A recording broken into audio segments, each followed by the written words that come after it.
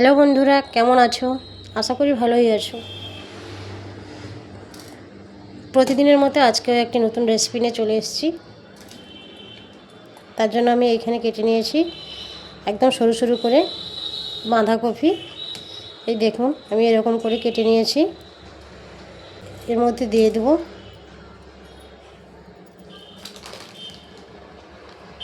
এই যে ছাতু, ছোলার ছাতু 2 চামচ দিয়ে দেব ছোলার ছাতু। আর দিয়ে দেব জিরের গুঁড়ো, ধনে গুঁড়ো, কোচানো পেঁয়াজ, পরিমাণ মতো নুন,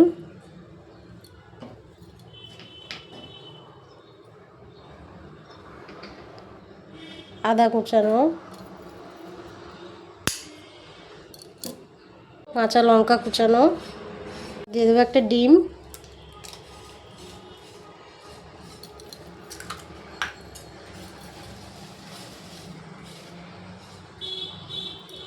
সবশেষে দেবো এই যে মশলাটা। এই মশলাটা না দিলেই সেরকম স্বাদই পাবেন না। এই মশলাটা আমি 5 ফোড়ন, জিরে, এলাচ, তেজপাতা আর সর্ষে এগুলো দিয়েই শুকনো কড়ায় ভেজে গুঁড়ো করে নিয়েছি এই মশলাটা। এই মশলাটা দিলেই তবেই আসল টেস্টটা পাওয়া যাবে। এই সব উপকরণগুলোকে আমি ভালো করে মিশিয়ে নেব। একটুখানি জল দিয়ে দেবো। আপনারা জল না দিয়ে আর একটা ডিম দিয়ে দিলেও হবে। আর মাখানো হয়ে গেছে, এটাকে আমি 10 মিনিটের জন্য ঢাকনা দিয়ে রেখে দেবো। হয়ে গেছে, আমি চলে এসেছি। এবার ঢাকনাটা খুলে দেবো। নাস্তাটাকে আমি এই থালার মধ্যে রেখে দেবো।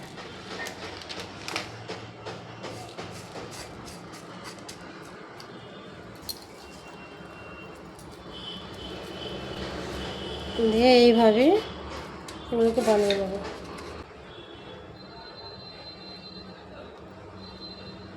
এই দেখুন, এরকম করে আমি সবগুলো বানিয়ে নেব।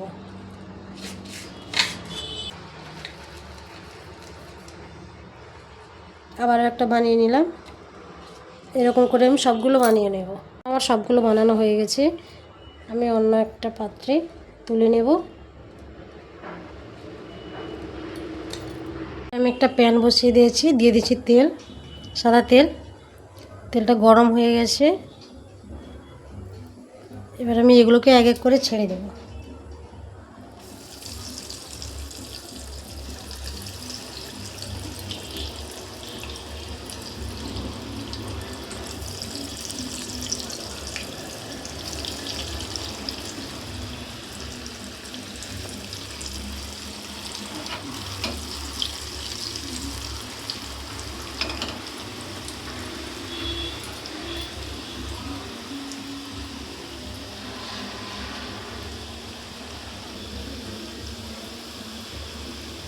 এইভাবে আমি এপিঠ ওপিঠ উল্টে নিয়েছি। এই দেখুন, আর গ্যাসের ফ্লেমটা একদম লোতে রাখতে হবে।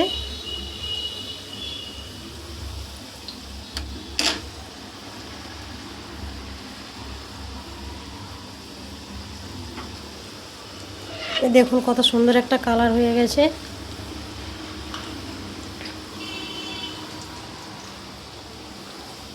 এবার এটা হয়ে গেছে, আমি নামিয়ে নেব।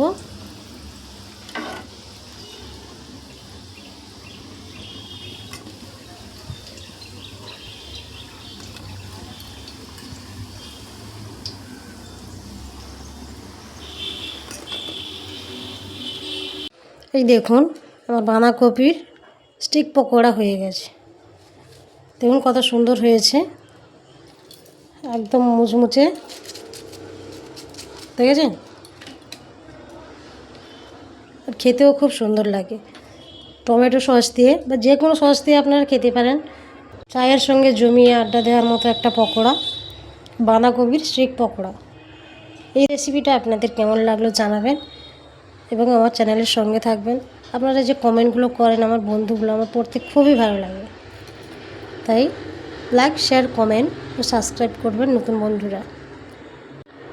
ভালো থাকবেন, সুস্থ থাকবেন, দেখা হবে পরের রেসিপিতে।